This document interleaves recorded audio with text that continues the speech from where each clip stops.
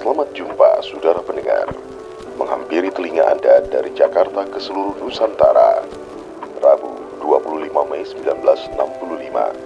Selamat mengikuti siaran kami dan tetap merdeka.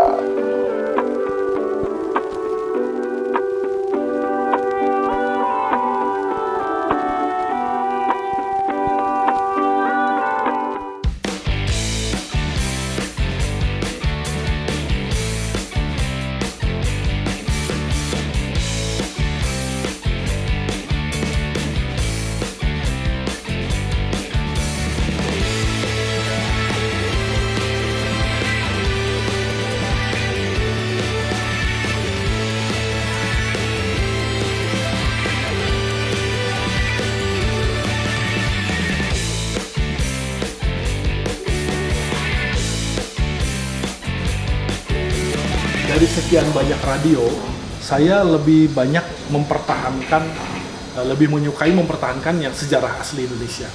Karena kalau radio yang lain kita bisa beli di eBay di luar negeri ya. Tapi ini sejarah Indonesia yang terkadang sudah dilupakan. Seperti kita ketahui sekarang orang yang mendengarkan radio sudah tidak seperti dulu. Sehingga mereka pikir, ngapain gua harus punya fisiknya? Mereka lebih menggunakan handphone gitu ya. Nah saya nggak mau itu terjadi, jangan sampai nanti anak cucu kita nanya gitu, Pak, pengen lihat radio antik, kemana? Masa kita harus ke Belanda? Di Museum Belanda ini kan komplit ada, tapi masa kita harus ke Belanda untuk melihatnya? Kita coba lestarikan. Nah ini kita mulai dari ini nih, ini radio Ralin. Nah banyak yang nggak tahu Ralin ini sebetulnya asli bikinan Bandung. Dulu namanya Philips, lalu tahun 50-an ditukar namanya menjadi PN Ralin, Perusahaan Negara Radio Listrik Indonesia. Ralin ini memproduksi radio dan bohlam lampu. Itu percis di yang sekarang jadi PT Daese di Kiara Condong. Nah ini awalnya di situ dan teknologinya masih menggunakan teknologi yang sebelumnya dari Belanda. Jadi kalau saya berbicara sama penduduk di sekitar situ, mereka pernah sempat mengalami masuk ke pabrik Ralin untuk sekedar ikut kursus listrik, kursus elektronik. Mereka merasakan, saya ketemu dengan salah satu saksinya yang ayah kawan saya, dia merasakan dulu pernah ikut kursus servis menghidupkan radio di sana di Ralin. Nah, ini teleponkan, ini satu-satunya teleponkan yang paling unik, ini radio Jerman, dipasarkan di Indonesia dan di seluruh dunia. Ini karena bentuknya seperti gelas kopi, kalau dilihat. Cocok sekali kopi dan radio, memang teleponkan ini saya suka. Dan memang teknologinya dia paling hebat di zamannya.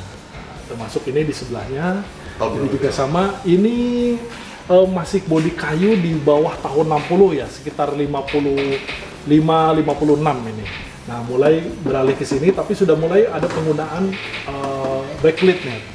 Nah, backlit ini untuk menghindari rayap. Ya.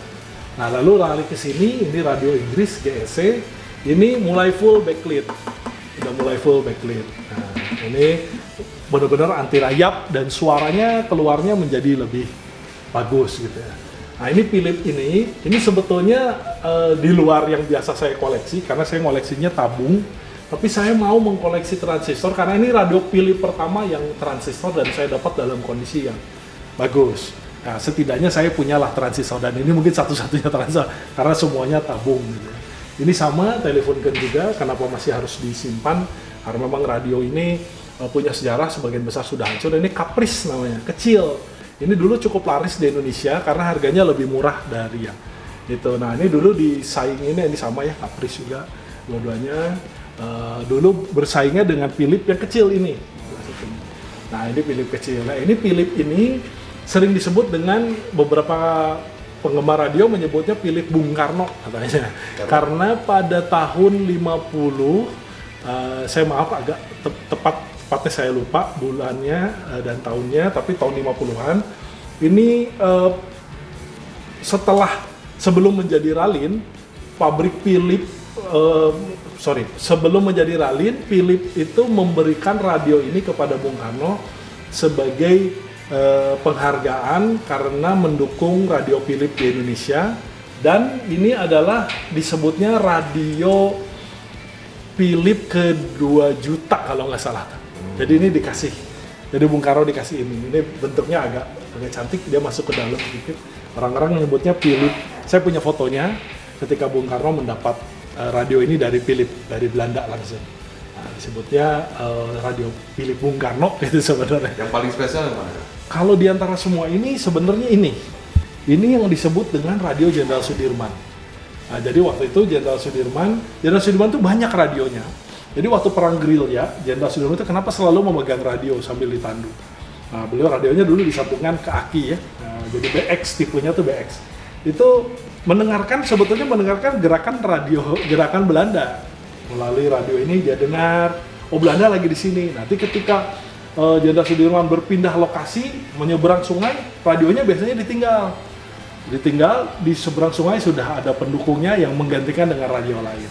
Saya dengar kalau tidak salah ada versinya tuh hampir sekitar 7 versi. Nah ini salah satunya.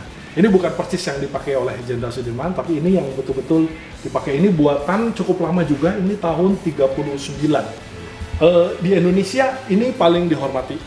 Jadi di Indonesia ada lagi yang dihormati, tapi ini termasuk 10 besar yang dihormati lah. Jadi kalau udah punya ini berarti penggemar mengakui bahwa Anda serius main di radio gitu. Ini Marconi ini sebetulnya sejarah tidak banyak mengungkap dia. Kita mungkin orang Bandung cuma taunya Jalan Marconi gitu. Padahal beliau adalah dikenal sebagai penemu radio di Eropa, ya Marconi. Marconi pernah mendapat penghargaan dari Nobel karena penemuan radionya ini berhasil menyelamatkan banyak orang ketika terjadi kapal karam. Jadi hampir seperti Titanic ceritanya. Hanya bedanya Titanic pada saat itu belum ada radio. Nah pada saat Marconi ini terjadi kapal karam itu sudah ada radio, sehingga semua penduduk yang sudah mempunyai radio di area tersebut mendengarkan berita bahwa ada kapal yang karam. Nah dari kapal itu mengirimkan berita yang pada saat itu mungkin channelnya cuma satu ya. Nah nyampe ke stasiun-stasiun radio semua, sehingga banyak yang menolong. Sampai akhirnya kalau tidak salah tuh hampir 90% lebih terselamatkan para korban di kapal itu. Nah oleh karena itu Nobel memberi penghargaan kepada Marconi karena penemuan kamu sudah menyelamatkan ribuan nyawa gitu. Nah ini saya cari susah nih, saya tuh pengen nyari karena di Indonesia nggak ada yang punya. Saya cari, alhamdulillah saya dapat di Thailand yang nggak tahu lah kalau di petang atau ada atau enggak. Pokoknya saya sebuah keberuntungan juga bisa dapat ini. Nah ini saya jaga dengan baik gitu ya. Saya pengen foto ini di depan pelang Jalan Marconi sebetulnya cita-citanya. Kalau foto ini sama di pelangnya. Ini juga sekarang menjadi incaran dunia yang namanya Tesla.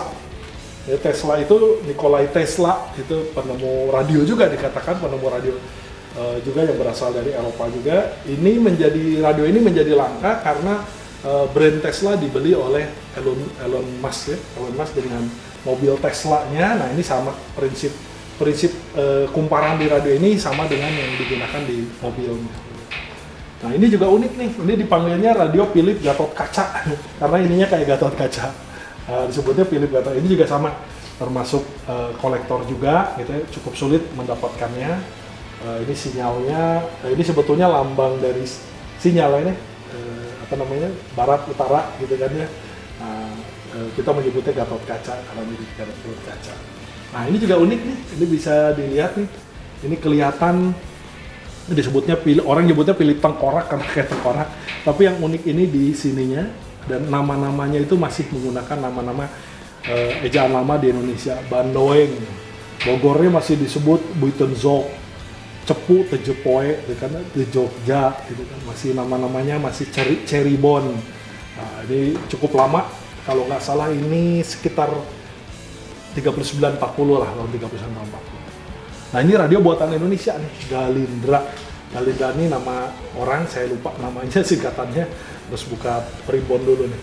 Nah ini singkatan dari nama orang di Indonesia. Lalu ini juga sama, ini saya simpan karena ini radio Indonesia yang justru dipasarkannya di Eropa. Namanya Robin. Pertama sekilas mendapatkan radio ini, saya awalnya nggak percaya bahwa ini adalah radio buatan pabrik ya. Saya pikir orang iseng-iseng gitu bikin deh, karena bentuknya aneh. Di sini ada seperti pilar rumah gitu kan, apa ini maksudnya? Nah, ternyata diketemukan iklan di majalah Inggris tahun 56, radio ini diiklankan di sana. Nah, ini cukup dahsyat gitu. Nah, ini di bawah juga sama, ini Minerva. Ini radio ini diketemukan di sekitaran Jalan Lembong. Katanya radio ini menyelamatkan banyak orang di Jalan Lembong karena waktu agresi Westerling datang, mereka mendengarkan dari radio ini. Penduduk Jalan Braga nih katanya yang mendengar. Saya dapat dari kakek tua di sekitaran situ. Ini sama Ralin, tapi Ralin besar. Bayangkan dulu dia sudah mencoba bersaing dengan radio dari luar. Ya, ada radio besarnya, ini juga sama Ralin. Ralin satu hal yang harus saya banggakan. Nah ini Philip ini sayang pada saat itu dia, ini sebetulnya langka juga. Tapi pada saat itu dia keluar modelnya mungkin orang pada saat itu kurang suka. Kalau sekarang banyak yang cari. Saya dapat 2 unit, ini saya simpan aja karena cukup sulit mencarinya lagi. Oh iya, ini satu lagi, ini namanya Philip Kompas karena bentuknya kayak kompas. Gitu, di sini ada nama kota-kota sama. Di sini Jakartanya masih Batavia, Soira Baja, Bandoeng gitu ya. Nah ini dan daerah-daerah lain, Batam sudah ada di sini, Makassar sudah ada, Pontianak sudah ada, Padang, Soira Baja. Ini memang market Indonesia. Kalau radionya hanya nama-nama Indonesia, berarti dari awal memang diciptakan untuk market Indonesia.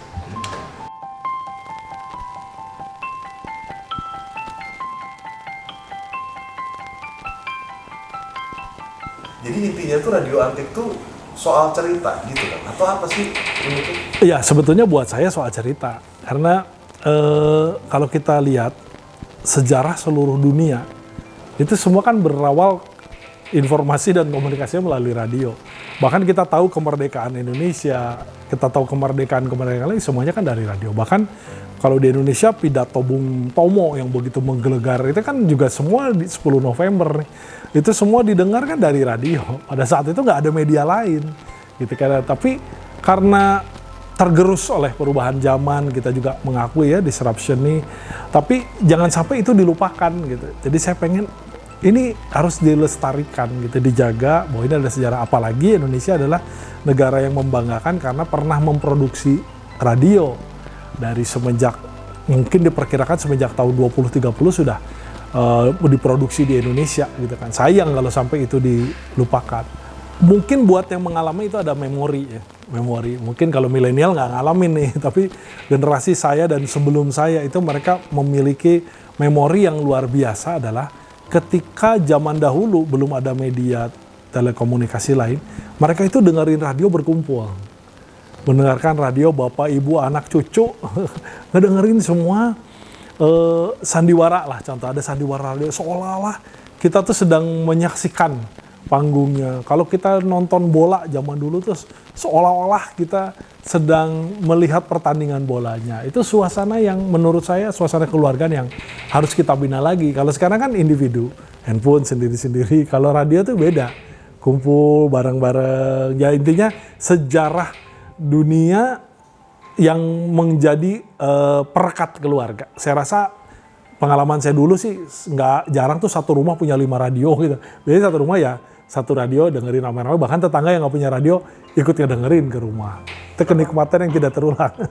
Sejarah itu akan berulang dan sejarah itu adalah salah satu sarana kita untuk belajar dari masa lalu. Buktinya Tesla. Ya, Tesla itu Elon Musk membeli Tesla, radio Tesla, memberi brand Tesla itu untuk dia aplikasikan di dalam kendaraan dengan mengambil beberapa konsepnya. Beberapa konsep dari Tesla akhirnya dipakai di kendaraan dia sekarang. Itu salah satu contoh. Kembali lagi ke sana. Dan ada sebuah kejadian yang kita tidak pernah berharap ada bencana. Tapi radio itu adalah salah satu media yang bisa dijadikan sarana berkomunikasi. Contoh ketika tsunami di Aceh, itu tentara Jepang itu datang, pertama kali yang dia dirikan adalah stasiun radio, dan dia membagikan radio kepada seluruh korban, terutama yang di pelosok-pelosok gitu ya. Untuk apa? Untuk menginformasikan. Jadi jam-jam tertentu, mungkin saatnya makan atau waspada, ada gempa susulan, kalau ada yang sakit silahkan datang ke sini. Jadi informasi bisa disebar radio. Pada saat itu tidak ada listrik kan. Nah mereka Jepang itu memberi radio yang listriknya bisa diputar di engkol secara manual sehingga menghasilkan daya untuk bisa menangkap siaran gitu. Kita nggak berharap kondisi itu terjadi, tapi kalau kita sama sekali nggak ngerti radio, ya menurut saya sangat disayangkan gitu ya. Tempat ini kapan launching atau sudah launching atau rencananya mau Belum launching, kita sih pengennya 22 Februari lah, bertepatan dengan ulang tahun saya. Karena banyak kendala, kemarin mempersiapkan juga tidak mudah. Radio itu kepindahan radio aja, setelah dipindahkan beberapa radio menjadi tidak hidup, ada yang menjadi lecet, nah kita harus rapikan sedikit-sedikit lah. Ya moga-moga tahun depan udah ketemu orang-orang yang kena racun yang sama, mulai ngumpulin radio. Ya saya berharap kan ada 1.000 orang Bandung punya satu radio gitu, jadi 1.000 rumah satu radio, setiap rumah satu radio, 1.000 orang itu berkumpul bersama membawa sebuah radio aja, akhirnya kan jadi 1.000 radio. Itu kalau kita bikin di mall udah penuh tuh mall radio. Saya sedang membuat program, ini sudah hampir terbentuk organisasinya, tinggal teknisnya yang namanya My Home My Museum. Jadi saya pengen harapan saya setiap orang itu di rumahnya bisa punya museum. Nggak perlu museum itu harus besar, harus mewah, nggak. Mungkin orang cuma ngoleksi gelas, ngoleksi toys, ngoleksi sepatu, tapi skala museum gitu. Nah itu yang kita sedang bikin definisinya. Nah saya salah satunya, saya yang akan memulai ini. Dan sebetulnya udah ada teman-teman saya yang lain yang memulai. Nanti kita wujudkan sama-sama My Home My Museum. Jadi nanti orang akan bisa berkunjung dari luar negeri, datang ke Bandung. Mungkin di Bandung ada 1.000 museum, tapi di rumah masing-masing. Karena hobi itu menjadi perekat hubungan antar manusia gitu kan ya. Nah kalau itu bisa terwujud, salah satu yang terdukung sebetulnya nanti pemerintah dengan kunjungan wisatawan. Ya harap-harap tahun depan udah selesai COVID-nya, sehingga itu bisa dibuka. Kalau sekarang rasanya belum pas waktunya kalau dibuat. Tapi tetap namanya Denny VW ya, bukan Denny. Kalau Denny VW itu udah bawaan orok, susah. Walaupun kita main radio, orang tetap manggilnya Denny VW. Tapi terus terang saya banyak dapat radio dari teman-teman VW. Kita punya jaringan VW seluruh dunia, saya minta bantuan mereka, banyak sekali radio yang saya dapat. Saya ke Malang, tiba-tiba teman Malang udah jemput. Kita konvoy 3 kombi, pulangnya bawa 3 radio, gitu, 3 buah mobil itu membawa beberapa puluh radio. Gitu ya, teman-teman VW juga akhirnya yang membantu memfasilitasi.